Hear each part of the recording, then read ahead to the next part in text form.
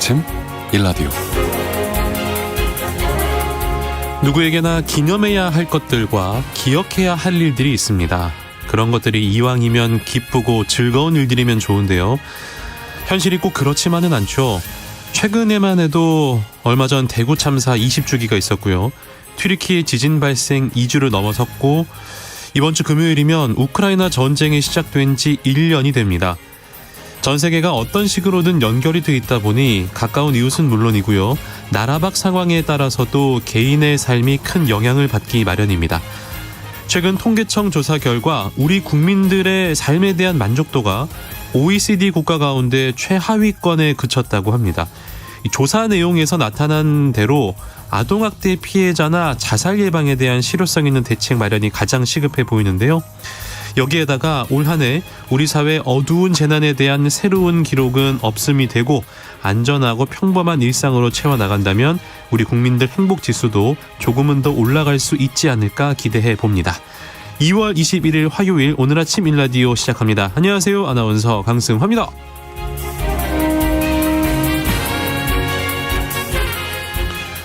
오늘 아침 일라디오 오늘도 여러분과 생방송으로 함께하겠습니다. 방송에 참여하실 분들 단문 50원, 장문 100원이 드는 유료 문자 샵 9730 이용하셔도 되고요. 유튜브에 KBS 일라디오 공식 채널 검색하고 들어오시면 채팅창에 참여하실 수 있습니다.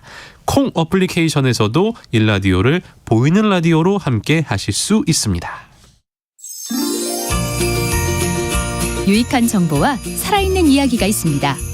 KBS 오늘 아침 일라디오.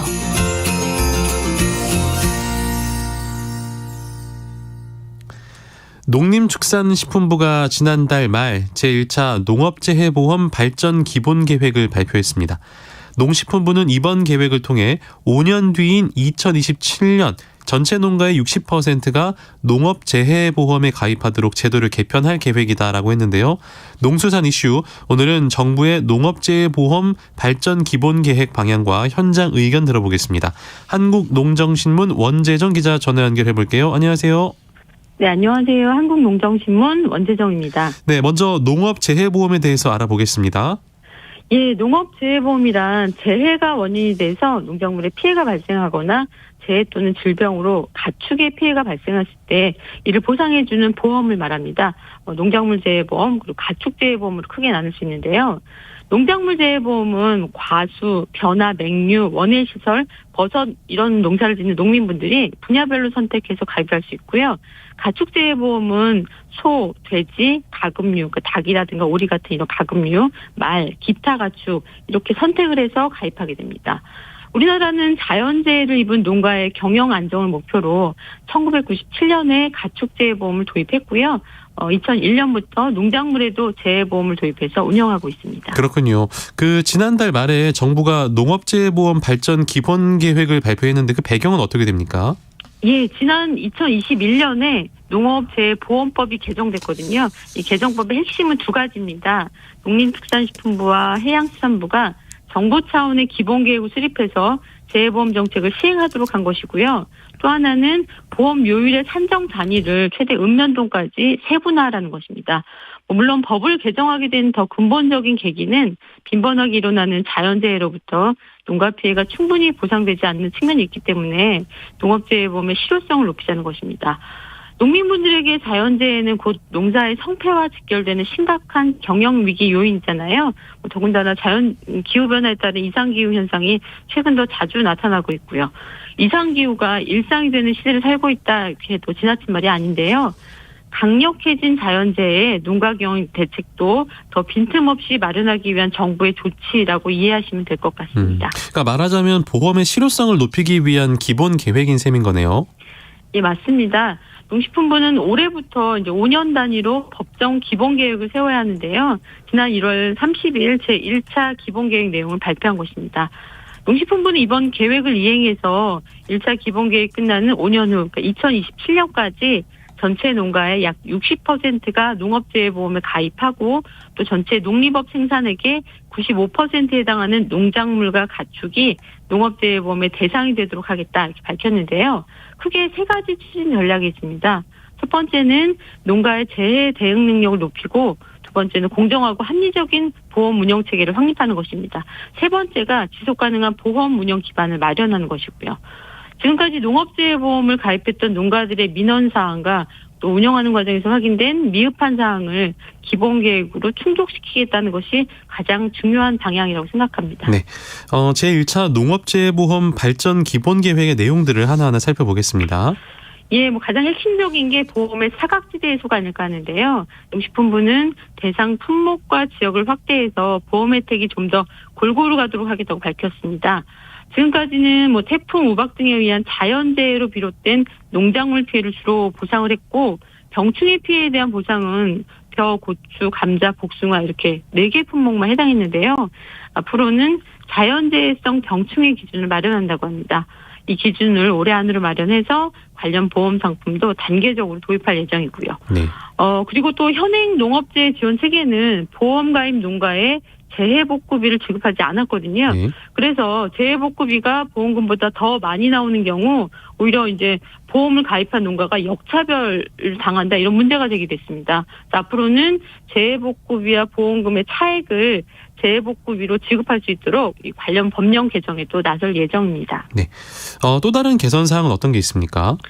예, 그 보험 요율이 보다 정교하게 반영될 예정입니다. 예를 들면 자연재해가 많이 발생하는 읍면이 있으면 손해율이 높아져서 같은 품목의 농작물 재해보험이라고 하더라도 전체 시군의 보험료가 타 지역보다 상승하는 일이 많았거든요. 그래서 보험료율 산출을 시군 기준에서 읍면으로 세분화하는 품목을 확대하기로 했습니다. 그리고 같은 품목이라도 재배 품종이라든가 작형 등에 따라서 재해 위험도가 달라지는 경우에는 보험료율을 다르게 적용하기로 했습니다. 특히 농가가 손해평가 결과에 이의를 제기하면 보험 사업자가 재조사를 해야만 합니다. 이걸 이제 의무조항으로 넣었고요. 재조사한 결과도 문제가 있다 싶으면 농업정책보험금융원에 이의를 신청할 수 있는 절차를 마련하기로 했습니다. 이 설명을 들어보니 개선점이 적지 않은데요. 현장의 의견은 어떤가요? 예, 농작물재해보험의 개선사항이 많다는 건 반대로 지금까지 민원이 많다는 얘기이기도 한데요.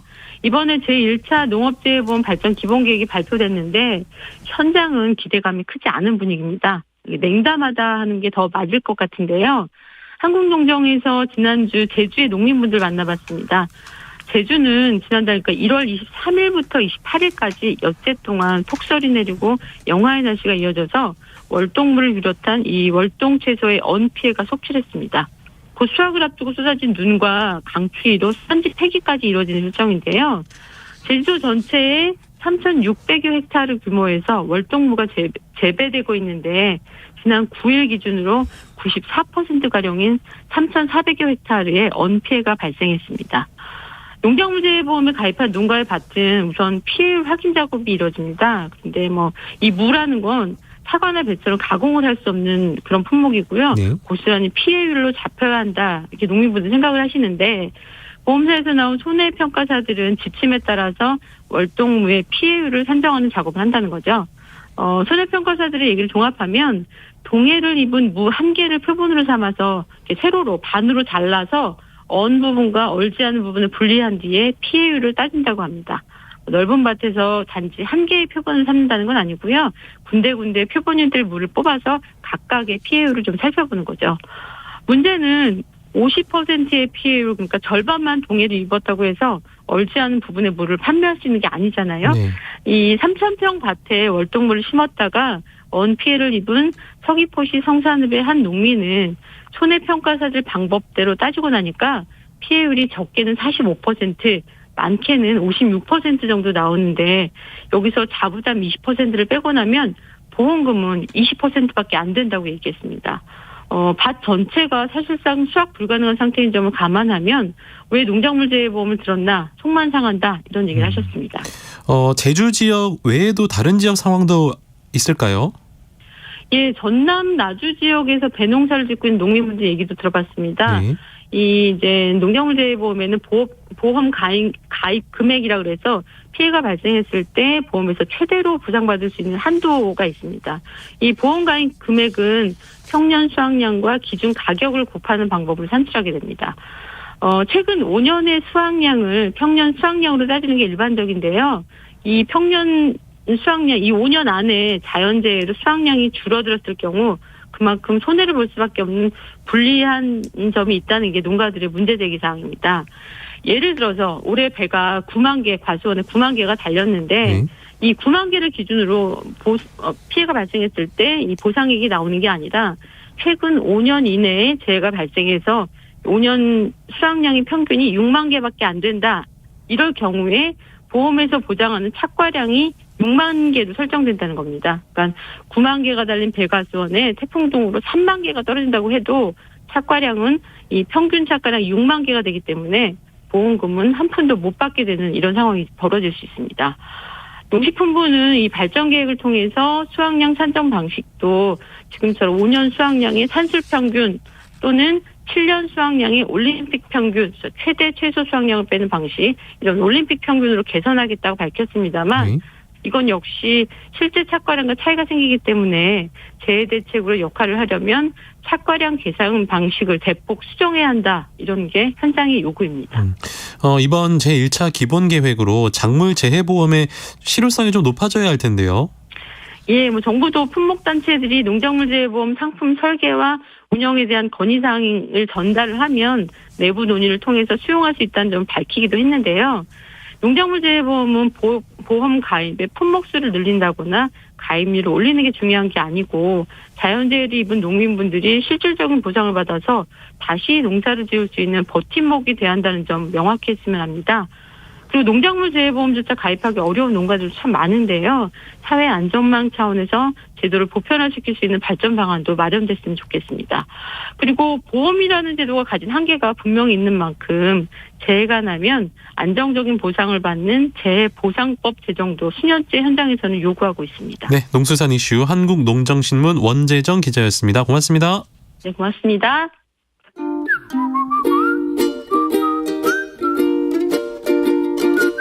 오늘 아침 일라디오 강승화 아나운서의 진행으로 듣고 계십니다.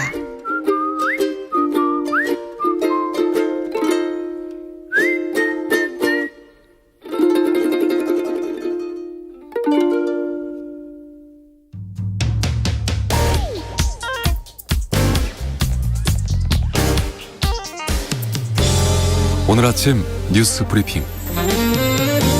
뉴스 브리핑 정상근 기자 연결하겠습니다. 안녕하세요.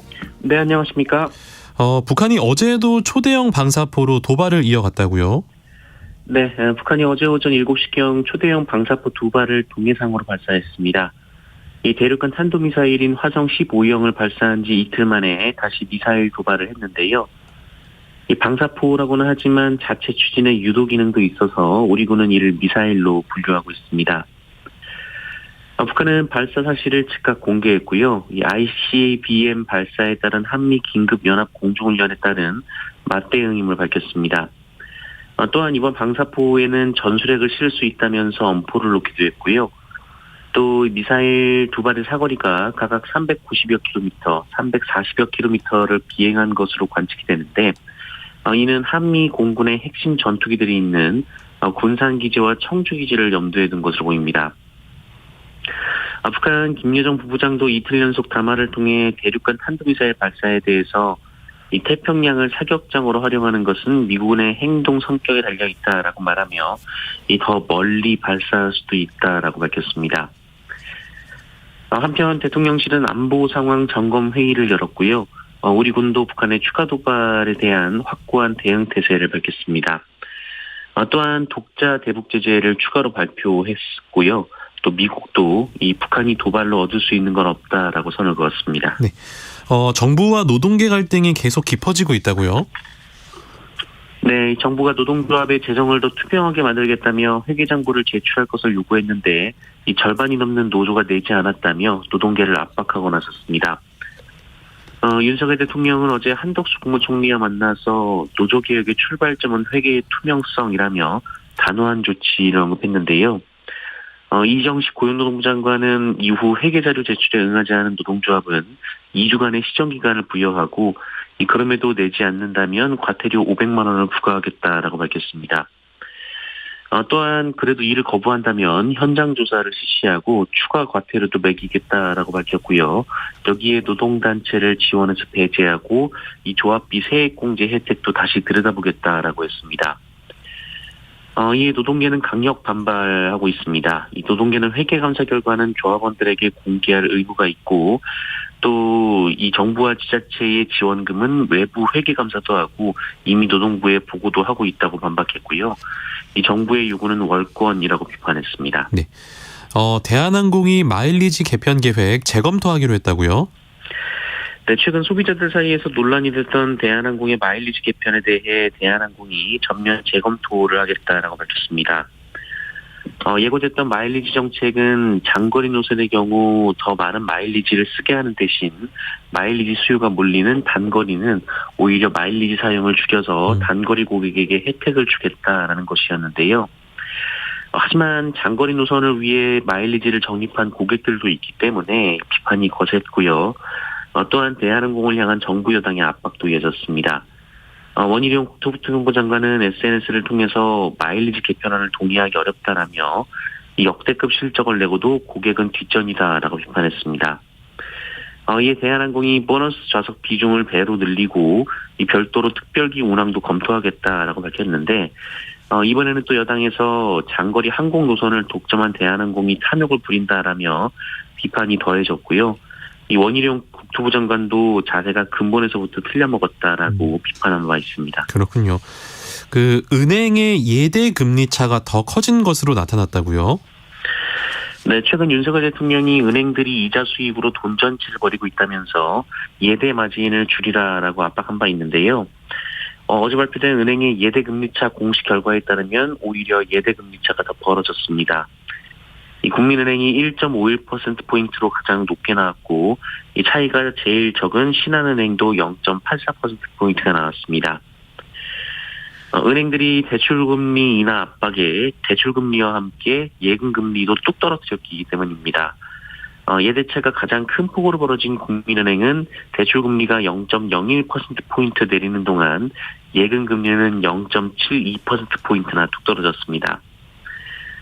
이에 따라 정부의 은행 압박이 더 강해질 것으로 보이는데요. 이 금감원장도 대출금리를 과도하게 올리지 말라며 경고한 바 있습니다. 이에 국민은행은 가계대출금리의 최대 1.3%포인트 인하가 곧 적용된다면서 이는 다음 달 예대금리차에 반영될 예정이라고 밝혔습니다. 네. 지난해 전국 대부분 지역에서 물가가 큰 폭으로 올랐다고요? 네, 지난해 전국 17개 시도 중 14개 시도의 소비자 물가 상승률이 5% 이상을 기록한 것으로 나타났습니다. 이에 포함되지 않은 세 곳의 지자체는 서울과 부산, 대전이었는데요. 이곳도 이 물가 상승률이 4.5%가 넘어서 작지 않았습니다. 상승률이 가장 높은 지역은 강원도였는데요. 6%에 이르렀습니다. 이어 제주가 5.9%, 경북 충남이 5.8%, 전남 충북이 5.7% 등의 순이었습니다. 여기에 제조업을 비롯한 관공업 생산은 대전, 경북, 서울 등 5개 시도에서 전년보다 감소했는데요. 2021년에는 전년보다 관공업 생산이 줄어든 시도가 한 곳도 없었습니다. 네. 한국인의 삶의 만족도가 OECD 최하위권이다라는 소식이 있네요. 네, 한국인들이 느끼는 삶의 만족도가 경제협력개발기구 국가 가운데 최하위권에 그쳤다는 통계청의 발표가 있었습니다. 이 통계청은 지난 2019년에서 2021년을 기준으로 우리 국민의 주관적 삶의 만족도가 10점 만점에 5.9점으로 집계됐다라고 밝혔는데요. OECD 38개 국가 중 36위에 불과한 수준으로 이 한국보다 삶의 만족도 점수가 낮은 나라는 튀르키예 그리고 콜롬비아 이렇게 두 곳뿐이었습니다. 참고로 OECD 소속의 국가 국민들의 삶의 만족도는 이 평균 6.7점이었고요. 일본도 6점에 이르렀습니다. 다만 우리나라뿐 아니라 전 세계적으로 이 저소득층에서 삶의 만족도는 상대적으로 낮게 나타난 것으로 전해졌습니다. 한편 인구 10만 명당 자살로 인한 사망자 수를 뜻하는 자살률은 2021년을 기준으로 26명으로 전년보다 0.3명이 늘었습니다. 특히 70대가 41.8명, 이 80세 이상이 61.3명으로 급격히 치솟았습니다. 네. 이어서 정치권 소식도 전해주시죠. 네, 국민의힘 당대표 선거가 중반부에 접어들면서 결국 내년 4월 총선 공천권 문제로 다툼이 옮겨붙었습니다. 특히 윤석열 대통령이 공천에 영향력을 행사할 수 있는지 없는지가 가장 중요한 쟁점으로 떠올랐는데요. 안철수 후보는 어제 TV토론에서 국회의원 공천 개혁을 주장했고요. 김기현 후보는 안철수 후보야말로 과거에 측근을 밀실 공천했다고 반박했습니다.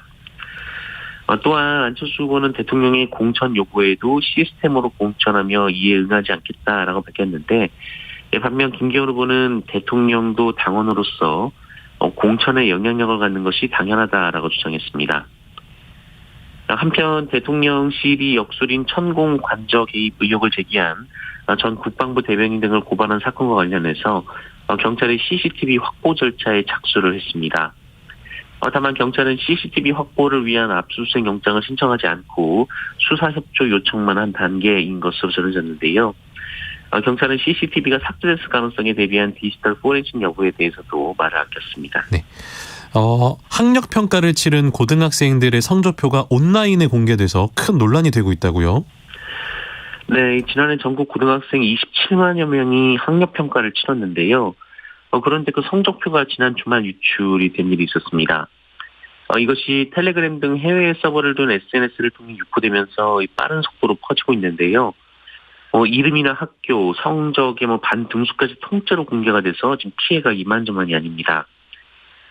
특히 인터넷 커뮤니티에서는 유명 연예인으로 추정되는 이름의 성적을 찾아내 올리는 등 추가 피해가 이어지고 있고요. 또 이 자료를 구한다고 학원가가 또 그야말로 난리라고 하고요. 네. 온라인에서는 학교 서열을 매기는 일도 벌어지고 있다고 합니다. 그러다 보니 이 또한 학생들의 정보가 마케팅 정보로 활용될 가능성도 높습니다. 경찰은 이 파일이 경기도교육청 서버에서 유출된 것으로 보고 있는데요. 해킹 그리고 내부 유출자 등 모든 가능성을 열어놓고 수사를 하고 있습니다. 또한 이와 별개로 교육부에서도 자체 조사를 시작했습니다. 네.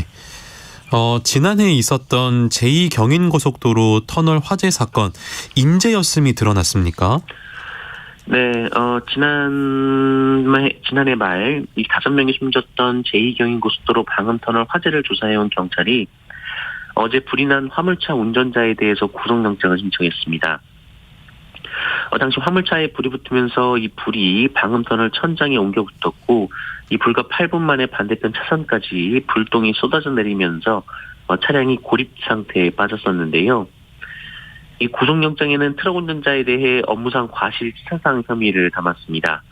해당 트럭이 2020년에 한 차례 불이 난 전력이 있어서 관리 미흡으로 불이 났다라고 판단을 했고요. 또 화재 초기 주변에 소화전과 비상벨을 사용하지 않고 소화기로 자체 진화를 시도하다가 피해를 키웠다라고 밝혔습니다. 또한 경찰은 도로관리업체 관제실 책임자에 대해서도 구속영장을 신청했습니다. 이 사고 당일 관제실장은 CCTV를 주시하지 않아서 불이 난 것을 즉각 알아채지 못했다라는 혐의입니다. 또 매뉴얼에 따른 비상대피 방송이나 차로 주행 가능 여부를 알리는 도로 표지판이 가동하지 않았고 또 초동 조치가 무너지면서 이 사망자들이 불이 난 사실을 모르고 터널에 진입했다가 변을 당한 것으로 봤습니다. 네. 126억대 전세 사기를 친 이른바 건축왕이 구속이 됐다고요? 네, 인천경찰청 광역수사대는 이 사기와 부동산 실권리자 명의 등기에 관한 법률 위반 등 혐의로 건축업자 60대 A씨를 구속했다고 밝혔습니다. 인천지법은 지난 17일 이 A씨의 구속 전 피의자 신문을 진행한 뒤 이 도주할 우려가 있다며 영장을 발부했습니다. 경찰은 또한 범행에 가담한 공인중개사나 바지 임대업자, 이 중개보조인 등 공범 58명도 같은 혐의로 불구속 입건을 했습니다. 이 A씨 등은 지난해 인천시 미추홀구 일대 아파트와 빌라 등 공동주택 163채의 전세보증금 126억 원을 이 세입자들로부터 받아 가로챈 혐의 등을 받고 있습니다. 이들이 10여 년 전부터 주택을 사들이기 시작했고요. 이 A씨는 지인 등으로부터 명의를 빌려서 아파트나 빌라 건물을 새로 지은 뒤 여기서 전세보증금 그리고 주택담보대출금을 받아서 공동주택을 또 만드는 등의 식으로 부동산을 늘렸다고 합니다. 그러다 보니 이 사람이 소유한 주택이 인천과 경기도 일대에 무려 2,700채에 달했는데요. 네. 이 대부분은 이 사람이 직접 신축을 했다라고 합니다. 네, 지금까지 뉴스브리핑 정상근 기자였습니다. 고맙습니다. 고맙습니다.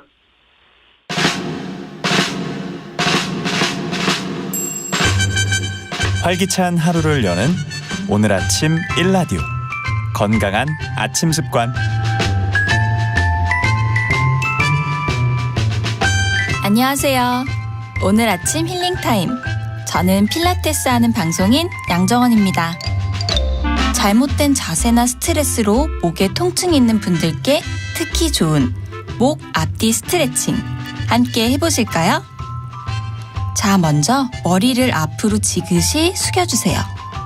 손이 자유로우신 분은 양손을 깍지 끼워서 뒷머리에 대고 뒷머리를 지그시 누르면서 양쪽 팔꿈치는 살짝 앞으로 모아주세요. 이때 등은 굽히지 않고 고개만 천천히 숙이고 호흡은 밖으로 내쉽니다. 하나, 둘, 셋, 넷, 다섯. 자, 이번에는 고개를 뒤로 젖혀볼까요? 손이 자유로우신 분은 양손을 깍지 끼고 등 뒤로 팔을 쭉 뻗으며 고개를 천천히 뒤로 젖힙니다.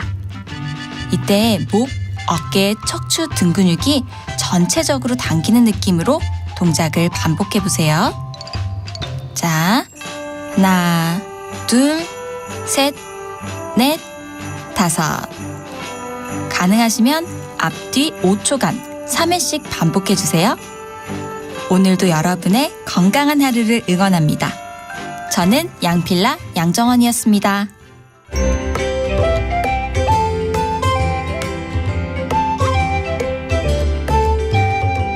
상쾌한 하루의 시작. KBS 오늘 아침 일라디오. 도시농부들의 텃밭 가이드 수원 씨앗도서관 박영재 관장과 오늘도 함께합니다. 관장님 어서 오세요. 네, 안녕하세요. 네, 오늘도 텃밭과 관련해서 궁금한 점 있으시면요. 단문 50원, 장문 100원이 드는 유료 문자 샵 9730으로 문자 보내주시면 저희가 자세하게 답변 드리도록 하겠습니다. 지난 토요일이 절기상 우수였는데요. 저희가 어제 속담 퀴즈로도 냈습니다. 우수가 장을 담그기 가장 좋은 때라고 하던데 그 관장님 김장 하시죠? 네, 김장했죠. 그러면은 된장도 혹시 뭐 담그세요? 네, 저희 논농사 같이 짓는 그룹하고 같이 다 하는데요. 네. 정월장이라 그래서 저는 정월 보름에 했습니다. 하셨군요. 많이 매주를 쓰세요? 어떻게 하세요? 가족들이 많아서 같이 하는 농사 짓는 가족들이 많아서 좀 크게 하고요. 토종콩으로 종류별로 이렇게 매년 바꿔가면서 이렇게 장을 담가보고 있습니다. 몇 개 정도 그러면 하시는 거예요? 매주로 한 30개 정도? 어우, 네. 많이 하시네요. 네. 군침 싹 돕니다. 고추 찍어 먹고 싶네요. 지난 시간에 거름에 대해서 이야기해 주셨는데 한번 다시 정리해 볼까요? 네. 유기질 거름과 이제 화학적으로 만들어진 복합 비료에 대해서 알아봤는데요. 이런 거름들은 작물이 이제 이렇게 거름을 통해서 흡수되지만 좀 토양 안에 있는 미생물들의 역할도 중요하다는 것을 함께 알아봤었죠. 저희가 그 지난주에 밑거름, 웃거름 주기도 알아봤었잖아요. 네. 밭을 만들면서 주는 밑거름은 3주 정도 미리 유기질 거름을 해야 하고요. 네. 작물이 자라면서 이렇게 추가로 주어야 하는 웃거름은 또 3주마다 이렇게 주어야 하는 것도 알아봤습니다. 심어서 수확하는 기간이 짧을수록 밑거름이 중요하고요. 네. 그다음에 수확하는 기간이 길어질수록 웃거름이 중요합니다. 웃거름은 유기질 거름으로 주기도 하지만 화학적으로 만든 이제 복합 비료를 주기도 하죠. 그 유기질 퇴비인 경우에는 가스 배출이 잘 되는지 확인하라고 하셨었죠? 네, 그렇습니다. 유기질 퇴비는 가스를 배출하는지를 잘 확인해야 합니다. 주로 이제 냄새로 확인하게 되는데요. 네. 밑거름을 미리 하는 것도 이렇게 가스 때문입니다. 웃거름은 작물 가까이 이렇게 쥐지 않고 작물에서 좀 거리를 두고 이렇게 떨어뜨려줘야 하는데요. 가스의 입이 타들어가는 것을 막기 위해서입니다. 웃거름을 작물 주변에 주고 이렇게 흙으로 덮어주게 되죠. 그 거름을 주는 방법도 과거에 농사 지을 때와 뭐 다른 점들이 좀 생겼나요? 네. 옛날에는 거름이 귀했잖아요. 그랬죠. 그래서 밭 전체에 이렇게 거름을 주고 밭을 만들기보다는 심을 자리에만 거름과 흙을 섞어서 밭을 만들었다고 합니다. 그랬군요. 밭 전체에 거름을 줘서 잡초를 키우느니 키울 작물 심을 자리에만 이렇게 거름을 주는 방식으로 했는데요. 이걸 구종법이라고 불렀다고 합니다. 이렇게 하면 거름을 아낄 수가 있습니다. 요즘도 짜투리 밭에다가 짜투리 땅에다가 호박을 심을 때 이런 방법들을 아직도 많이 쓰고 계시죠. 그렇군요. 구종법.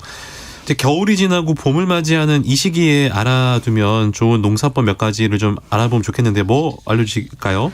네, 먼저 2월에는 이제 완두나 홍화 같은 작물을 파종을 하게 되는데요. 네. 일항을 만든 다음에 두둑 위에 이제 종자를 파종하거나 모종을 심는데 옛날에는 두둑 한 꼭대기 이렇게 꼭대기에다 이렇게 파종하지 않고요. 두둑 언저리 고랑 근처 한쪽에 이렇게 파종을 했다고 합니다. 네. 파종한 반대쪽 두둑 언저리 흙을 이렇게 북주기를 할 수도 있고 또 고랑 근처라서 우리나라 봄은 좀 비교적 건기잖아요. 네. 그래서 고랑 근처에 있는 이 고랑 근처에 심어서 이렇게 가뭄을 덜 타게 하기도 했다고 합니다. 그러니까 이 방법이 견종법이라는 건가요? 네, 맞습니다. 요즘도 파농사를 짓는 분들이 이 방법을 많이 사용하십니다. 네. 파종한 골을 곡식골이라고 하고요. 반대쪽 골을 헛골이라고 합니다. 네. 그래서 헛골농법이라는 말이 생겼는데요. 봄 작물을 수확하고 난 다음에는 이전에 파종했던 곡식골이 다른 헛골에 이렇게 곡식골이 아닌 다른 반대편 헛골에다가 이렇게 파종을 하니까 네. 이렇게 하면 곡식골이 헛골이 되고 헛골이 곡식골이 돼서 파종한 자리가 계속 이렇게 바뀝니다. 그러니까 우리나라 같은 경우는 이제 땅도 좁고 그러니까 이런 견종법 자체가 참 적절한 우리나라에 맞는 그런 농법인 것 같네요. 네, 그렇죠. 땅이 넓은 서양에서는 땅의 지력이 이렇게 떨어지는 것을 막기 위해서 휴경을 했잖아요. 예. 근데 땅이 좁은 우리나라에서는 이렇게 파종할 자리를 옮겨가면서 심어서 지력이 떨어지는 것을 막고 계속 농사를 할 수 있었다고 합니다. 네. 양반전이나 그 열하일기를 쓴 연암 박지원 선생이 쓰신 책이 이제 관홍소초라는 책이 있는데요. 그의 책에도 이렇게 이런 농사법을 소개하고 있습니다. 그 권장님 농사 지으시면서 고전을 좀 많이 읽고 공부를 하시는 건가 봐요. 네, 이렇게 이제 고전을 공부하는 이유는 네. 화학 비료나 농약이 없던 시대에는 도대체 어떻게 농사를 했을까 궁금해서인데요. 네. 의외로 지혜로운 농사 방법을 많이 배우게 됩니다. 그리고 또 농사를 하면 의외로 농사 자재가 굉장히 많이 들어가잖아요. 수확은 많지 않은데 농사 자재를 일일이 구입해서 하면 그 비용을 모두 감당할 수가 없게 되는데 그래서 이제 농부는 때때로 이렇게 여러 가지를 배워서 맥가이버가 되기도 합니다. 이런 고전을 공부하다 보면 그 가운데서 스스로 이렇게 자재도 만들어서 해결하는 지혜를 배우게 됩니다. 네, 좀 지혜롭다는 생각이 드네요. 지금 이 시기가 모종을 많이 기르는 때라고 알고 있거든요. 네, 맞습니다. 한참 기르고 계실 텐데요. 네. 저는 모종은 최근에 개발된 기술이라고 생각을 했어요. 옛날에는 온실도 없고 자재도 충분하지 않았으니까 모종 기르기가 쉽지 않았으니 종자를 직접 파종했을 거라고 생각했는데요. 네. 조선시대에도 모종과 비슷한 것을 길러서 심었다는 기록을 볼 수가 있습니다. 홍길동전을 쓴 이제 허준, 우리 잘 아는 네. 허준이 농사와 관련해서 쓴 책이 있어요. 한정록이라고 하는 책에 그 내용이 나옵니다. 이야, 그 내용을 좀 한번 만나볼까요? 네. 종자를 깨끗이 씻어서 바가지 안에 담아놓고 따뜻하게 한 다음에 이렇게 풀을 덮어주면 2일 만에 이렇게 싹이 트는데 그 길이가 이제 손가락으로 잡을 만하게 되었을 때 옮겨 심는다는 내용입니다. 지금의 모종만큼 키워서 심지는 않았지만 이 방법을 이제 아종법이라고 해서 잡초가 자라기 전에 작물이 먼저 자리 잡도록 하는 방법으로 이렇게 소개를 하고 있습니다. 그 농사라는 게 이제 들으면 들을수록 알면 알수록 공부할 것도 많고 경험해야 될 것도 많은 분야다라는 생각이 드네요. 네, 맞습니다. 농사 공부도 끝이 없는데요. 네. 농사는 농촌진흥청에서 권장하는 방법도 있지만 제가 오늘 소개한 방법처럼 이렇게 여러 가지 방법이 있습니다. 농부는 그래서 자기만의 농사법을 만들기 위해서는 여러 가지 실험과 이제 시행착오를 겪습니다. 시행착오를 줄이라는 말을 많이 하지만 저는 오히려 이렇게 초보자들 새롭게 시작하는 농부들한테는 이런 시행착오를 좀 많이 겪는 것이 네네. 좋다고 말을 하는데요. 대신에 시행착오를 좀 실패라고 생각하지 않고 실험을 했고 배워가는 과정으로 이렇게 이해하면 실망하는 일은 없을 것 같습니다. 이게 다 재산이 되고 지식이 되는 거니까요. 네. 청취자 여러분의 궁금증 한번 시원하게 풀어드리겠습니다. 0551번님. 서울 인근 고양시에서 텃밭을 일구는 직장인이에요. 몇 년 동안 궁금했던 것이 있습니다. 콩은 직접 심는 것이 좋나요? 아니면 모종으로 심어도 되나요? 아무래도 번거로움을 피하려면 직접 심는 게 좋은데요. 근데 새들이 가만히 안 두죠. 그래서 직접 심고 또 한켠에는 이렇게 모종을 심어놔서 나중에 안 나온 자리에다 이렇게 보충해주는 방식으로 이렇게 하시는 게 좋습니다. 직접 심으시고 허수아비 돼보시는 거 어떨까요? 농담입니다. 0917번님. 작은 텃밭 농사를 짓고 있습니다. 파바빈이라는 콩 씨앗을 구입하고 싶은데 구할 수가 없네요. 파바빈을 우리나라 말로는 뭐라고 부르면 되나요? 네, 그 누에콩이라고 하는 콩이에요. 누에콩이요? 네, 잠두라고도 하고요. 잠두. 누에잠자 써서. 네. 네. 우리나라에서도 전라북도 지방에서 굉장히 많이 심습니다. 그리고 또 요즘 2월, 3월 즈음에 아마 이제 파종을 하니까 심으시려면 우리나라에서 잠두콩을 검색해 보셔서 구하시면 될 것 같습니다. 누에콩 혹은 잠두 구하시면 되겠습니다. 3436번님. 농약과 비료를 하지 않아서인지 땅속에 벌레가 너무 많은데요. 땅을 소독하는 방법 부탁드립니다.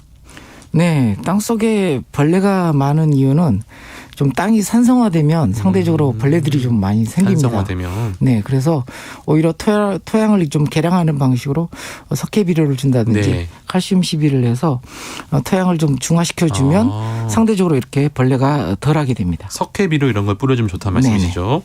1813번님. 관장님. 구지뽕 열매가 몇 개밖에 열리지 않아요. 뭐가 문제일까요? 네, 구지뽕나무를 시집을 보내야 되는데요. 시집을 보내라. 옛날에는 이제 과수나무 시집 보내기라고 했는데 네. 요즘은 이제 바뀌어서 전지 전정 작업을 하는 겁니다. 그거 해야 되군요. 네, 그래주면 열매들이 나무가 훨씬 더 많은 열매를 달게 합니다. 네, 전지 전정 작업 하시랍니다. 3535번님. 쪽파 파종을 3월에 해도 될까요? 네, 지금 이제 3월 곧 오는데 네. 그때 파종하시면 이제 4월달, 5월달에 이렇게 수확하실 수가 있습니다. 3월에 해도 됩니다. 8658번님 마지막 질문이 되겠네요. 관장님, 텃밭에 유채꽃 씨앗 뿌리는 걸 놓쳤어요. 지금 뿌려도 될까요? 네, 지금이 적기입니다. 네. 그래요? 가을에 이렇게 파종하시는 분도 계시지만 네. 2, 3월에 이렇게 파종하셔도 6월에 유채꽃을 구경하실 수가 있습니다. 지금 뿌려도 전혀 상관이 없다는 관장님의 말씀이었습니다. 텃밭 가이드 지금까지 수원 씨앗도서관의 박영재 관장과 함께했습니다. 오늘도 고맙습니다. 네, 감사합니다. 이번 주 들어서 날씨가 부쩍 많이 추워졌죠. 오늘과 내일 아침 기온 전국 대부분 지역에서 영하 5도 이하가 되겠습니다. 문제는요, 바람이 강하게 불어서 체감 온도가 더 춥겠는데요. 추운 날씨 언제까지 계속되냐? 내일까지 계속된다고 합니다. 특히 오늘 오후까지 제주도와 일부 전남 해안에는 바람이 매우 강하게 분다고 합니다. 시설물 관리라든지 안전사고에 유의하시기를 바랍니다.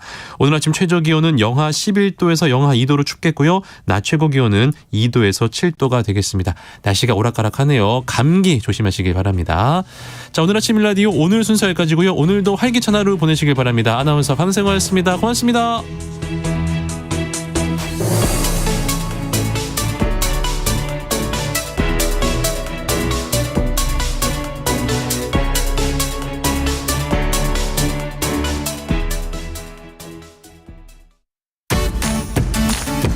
여보, 올해 공익직불금 신청이 2월 1일부터 4월 28일까지 진행된대요.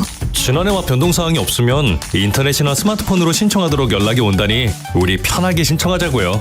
2017년부터 19년 사이 직불금을 받아야 신청 가능했던 농지 요건이 올해에는 삭제되어 신청 대상 농지가 크게 늘어났대요. 그래요? 폐경지 등 농지 영상 유지가 안 된 농지는 신청하면 안 되고요. 읍면동사무소나 국립농산물품질관리원 전화 1644-8778에 문의해서 자세히 알아봐야겠네요. 본 캠페인은 농림축산식품부와 국립농산물품질관리원이 함께합니다.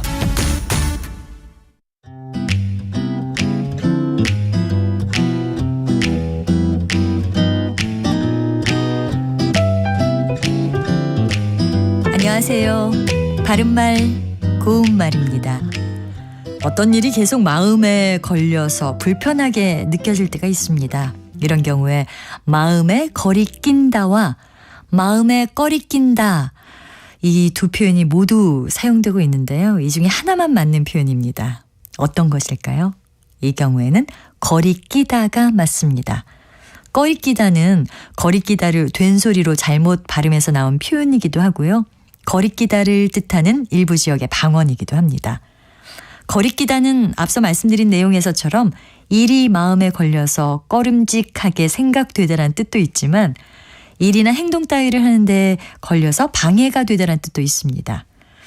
그는 일이 서툴러서 도움이 되기는커녕 우리가 일하는데 거리 끼고 있다, 이렇게 말할 수 있겠지요.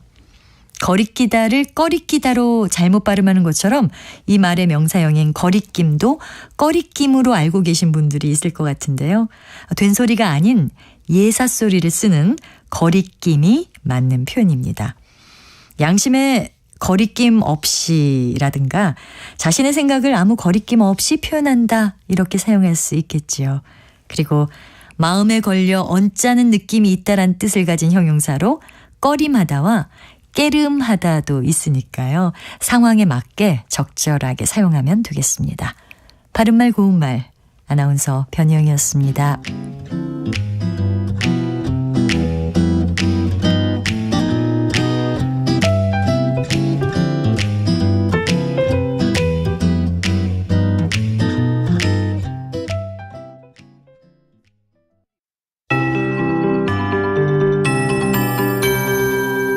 KBS 58분 날씨.